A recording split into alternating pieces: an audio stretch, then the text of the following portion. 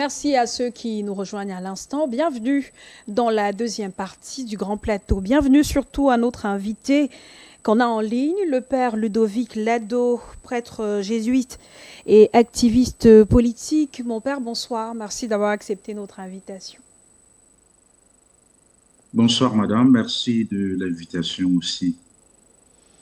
Père Ludovic Lado, le pape Léon XIV était au Cameroun et on se souvient qu'il y a quelques mois, vous aviez adressé une lettre au souverain pontife pour lui demander de ne pas venir au Cameroun parce que sa venue au lendemain de la crise post-électorale était une manière d'approuver ce qui était dénoncé par la classe politique camerounaise, c'est-à-dire une fraude électorale. Aujourd'hui, le pape Léon XIV est à Yaoundé. Est-ce que vous maintenez cette position? Eh bien, je continue de penser que le time, maintenant, le pape est là, et donc on l'accueille les bras ouverts, en espérant que sa présence va nous aider à exorciser quelques démons du Cameroun sur le plan sociopolitique, parce que, comme on l'a vu ces jours-ci, le pape est très attentif aux questions de paix, de justice, de réconciliation. Et on l'a vu interpeller le président Trump sur ses interventions militaires et même sur sa politique migratoire qui, selon le pape, avait raison, et avec raison, n'est-ce pas, piétine la dignité humaine. Donc, le pape est là, on le reçoit à bras ouverts. Encore une fois, même si je pense que la tentative de récupération politique reste d'actualité. Il vient donc au Cameroun avec un message de paix, de dialogue, de réconciliation nationale. Est-ce que cette visite apostolique qui va s'achever samedi peut avoir une portée face aux tensions politiques actuellement en cours au Cameroun? Ben, c'est ce qu'on espère. Comme je l'ai dit, il est là. C'est un homme de paix et il va certainement tenir un message ou envoyer un message de paix aux Camerounais. Maintenant, est-ce que les Camerounais, et surtout la classe politique camerounaise, a le cœur ouvert pour recevoir ce message? On le verra bien avec le temps. Bien sûr, le Cameroun est dans une situation très difficile. Comme je l'ai toujours dit, c'est un pays qui a beaucoup régressé sur le plan des droits de l'homme, sur le plan des libertés publiques. Et il faut espérer, parce que l'espérance est une vertu chrétienne, il faut espérer que les grâces qu'apporte le souverain pontife, le Saint-Père, eh bien que ces grâces toucheront les cœurs et que les Camerounais seront cette fois-ci ouverts à des démarches de dialogue, de réconciliation, de paix, mais aussi de justice, parce que on parle beaucoup de cette visite en termes de paix, de dialogue, de réconciliation, mais la justice doit être, n'est-ce pas, le socle de cette démarche, parce que sans justice, il n'y a pas de véritable paix, il n'y a pas de paix durable. Et tous les conflits qu'on a au Cameroun aujourd'hui ont une seule racine, c'est l'injustice. Et donc, encore une fois, espérons que cette visite du Saint-Père porte des fruits de conversion de la part des Camerounais. Mais je voudrais quand même nuancer en disant, n'attendons pas du Saint-Père qu'il vienne faire des leçons de bonne gouvernance aux Camerounais ou à la classe politique camerounaise. Ce n'est pas son rôle. Son rôle est de rappeler les grandes valeurs humaines de justice, de paix, de dialogue, de réconciliation. Et c'est maintenant aux Camerounais de faire le travail. Mais, Donc, mais comment peut-il rappeler tout ça sans être donner l'impression d'être en train de donner des leçons aux dirigeants camerounais? non, bah, s'il parle de paix, de justice, de réconciliation, de dialogue, ce sont des valeurs chrétiennes dont il parle partout où il passait. Il vient de l'Algérie, où il a parlé du pardon, de réconciliation, Oui.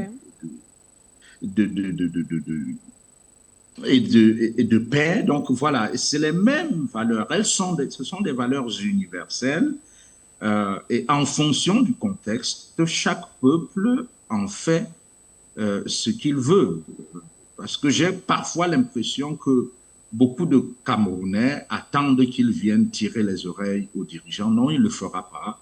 Il faudra ensuite que les évêques camerounais assument leur rôle prophétique en interpellant qui il faut interpeller sur nos problèmes qui sont bien connus.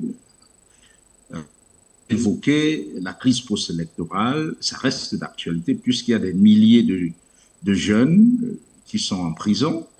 Il y a la crise anglophone, elle reste d'actualité puisque les Ambaboy ou les Ambazoniens sont encore en brousse et que les clashs avec l'armée continuent et que les déplacés internes continuent d'errer et de souffrir.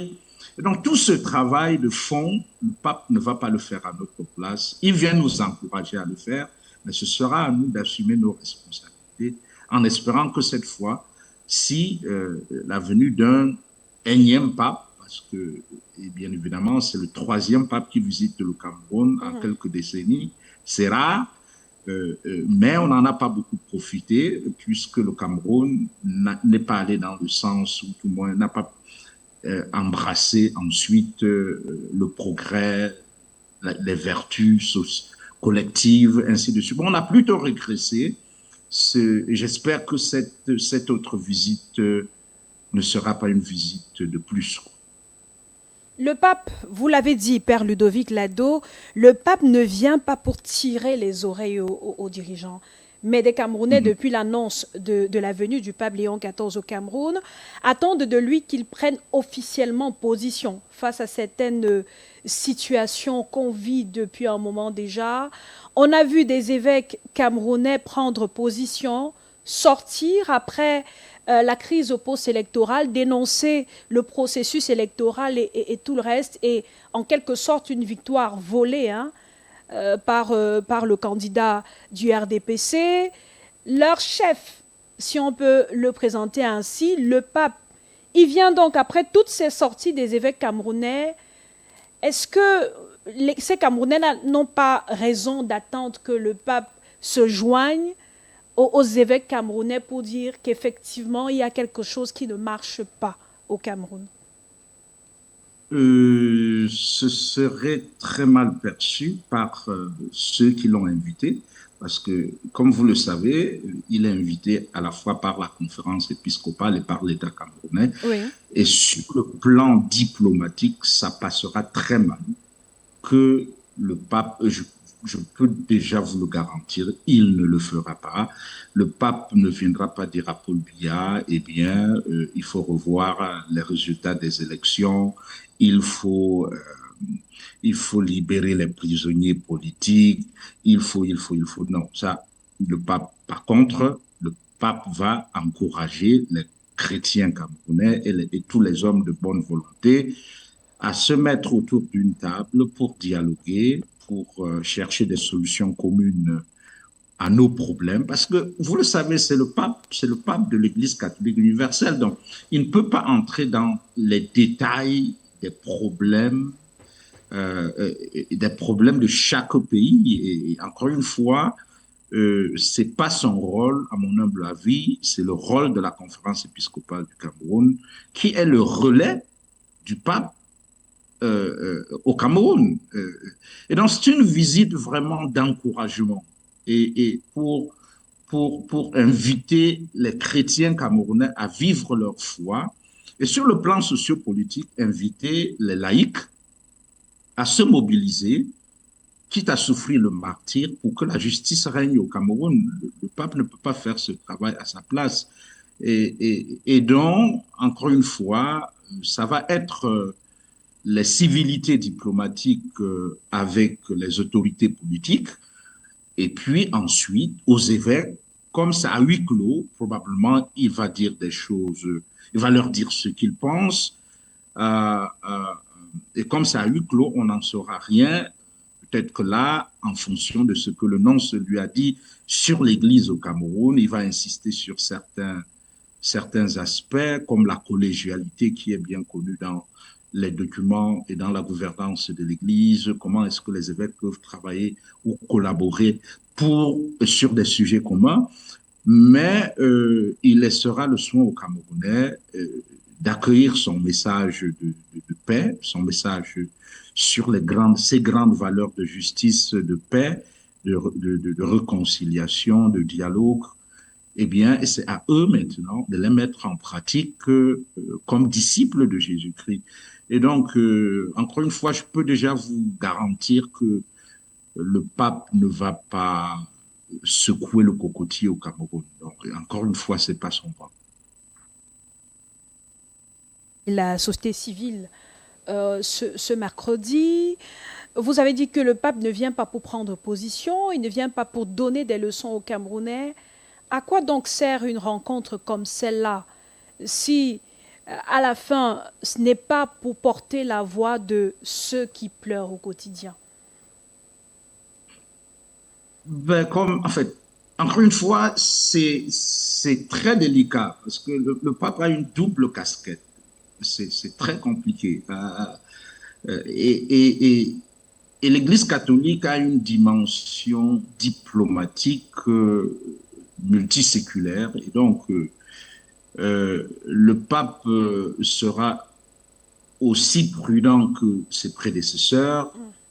Et effectivement, en rencontrant la société civile, c'est pour dire jouez votre rôle, engagez-vous sur le front des droits de l'homme, et soyez des médiateurs là où il y a des conflits.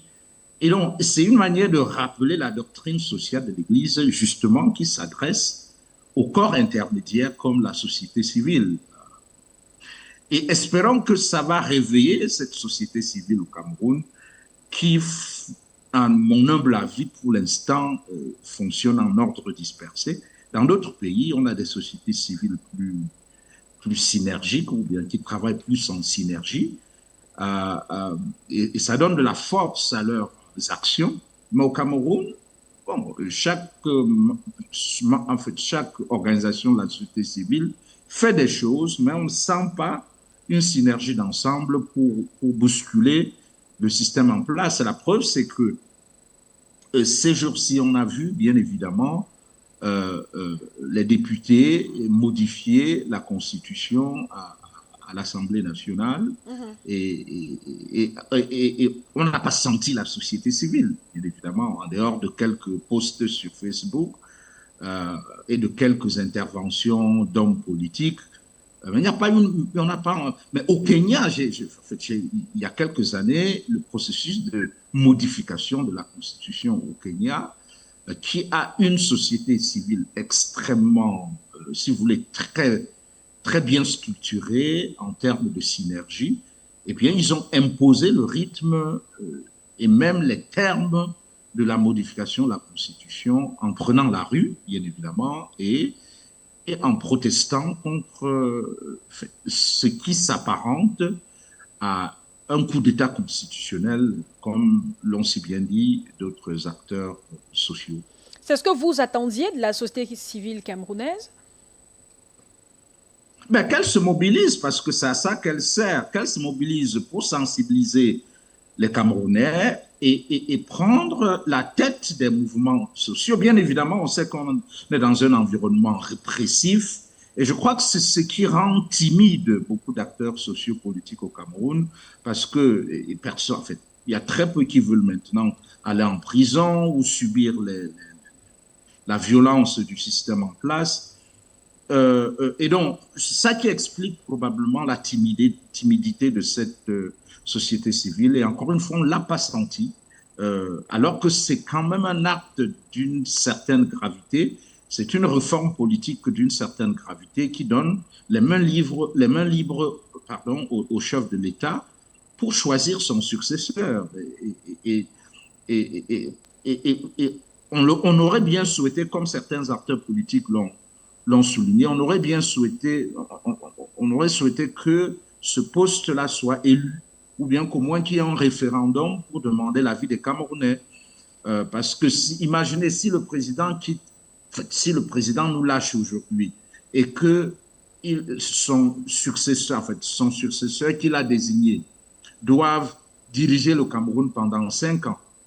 Ça veut dire que le Cameroun sera dirigé par quelqu'un que les Camerounais n'ont pas élu pendant 5 ans. Et ça, ce n'est pas démocratique. Et par conséquent, encore une fois, on se serait attendu à une synergie entre acteurs politiques et acteurs de la société civile, comme on le voit ailleurs, pour protester contre ce coup d'État constitutionnel. Et c'est cette situation justement autour de la réforme du code de la Constitution sans référendum et qui a amené certains acteurs politiques et ceux de la société civile à dénoncer une violation de la démocratie au Cameroun.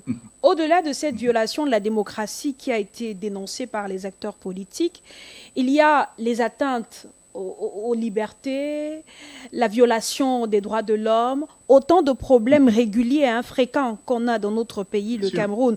D'où justement les attentes des Camerounais, les Camerounais qui estiment que le pape qui vient, il vient prier certes, mais après son passage, le pays devrait, dans les normes, changer.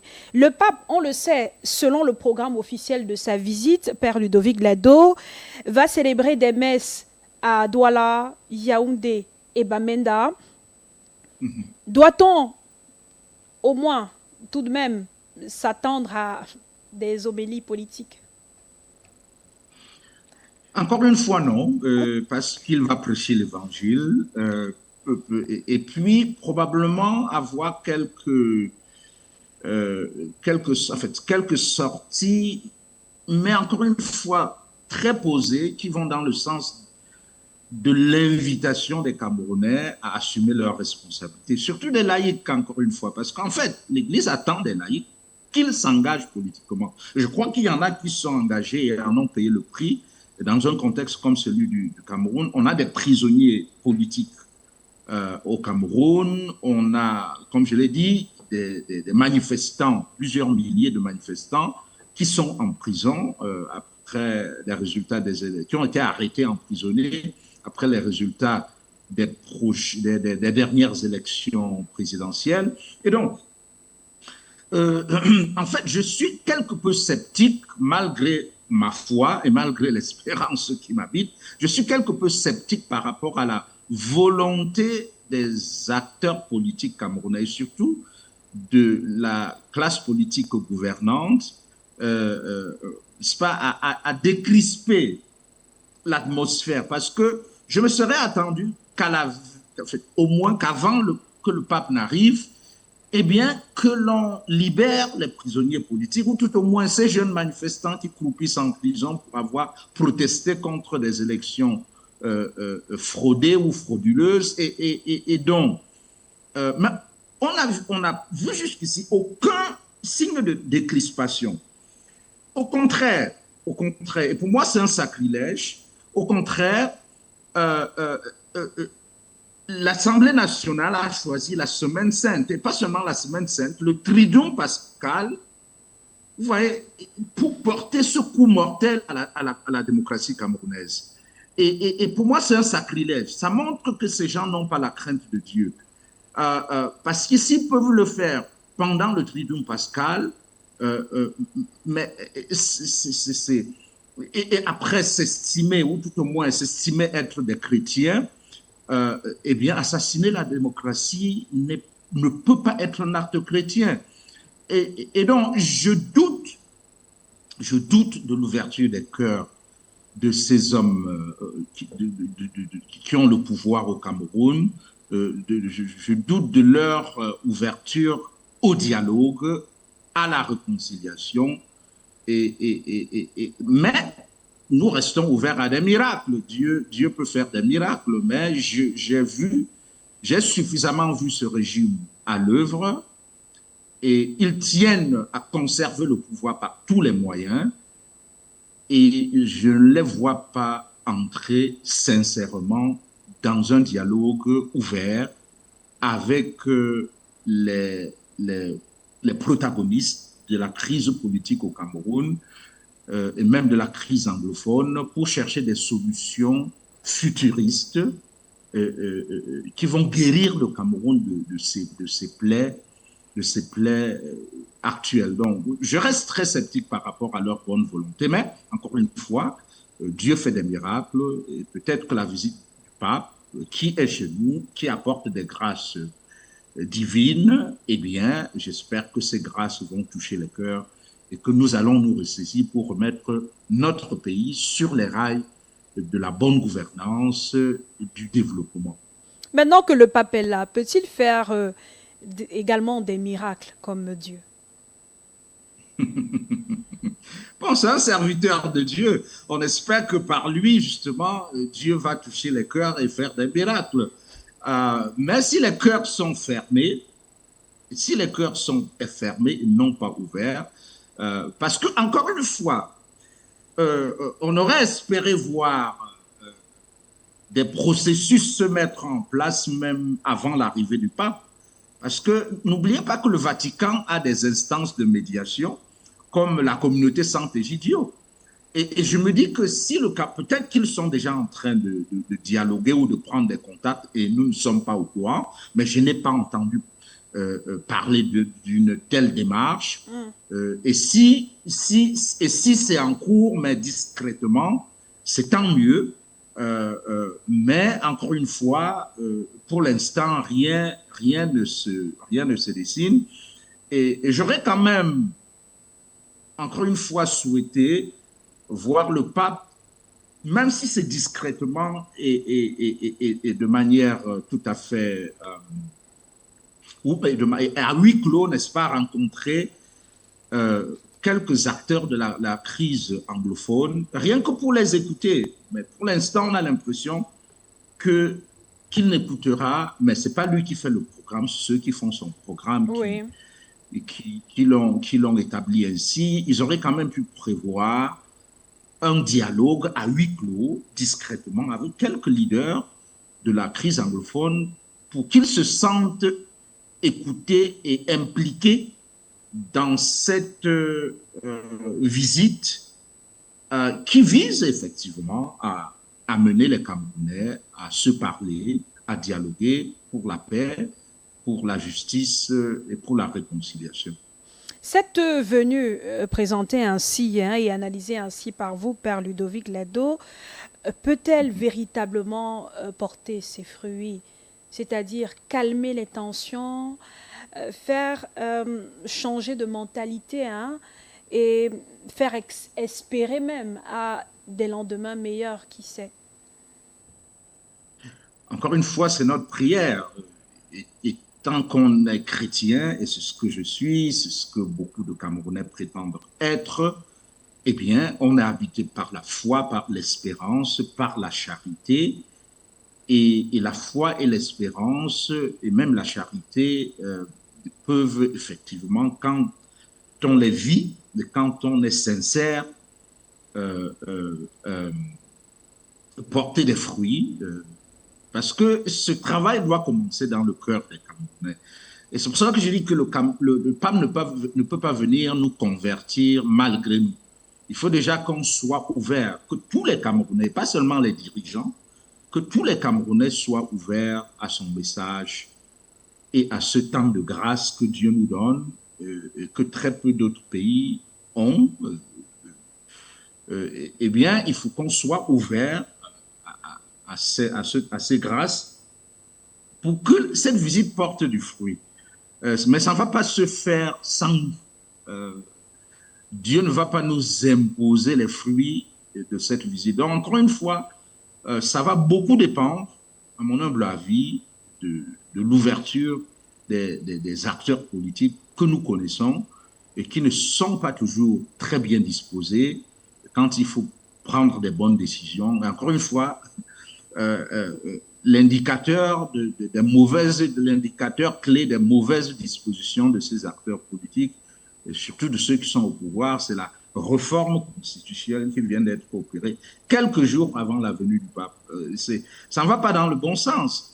Ça aurait même jeté les populations dans les rues avant la venue du pape. Et donc, c'est des jusqu'au-boutistes, pas dans le bon sens du terme, mais dans le sens de tester les limites de la patience des Camerounais.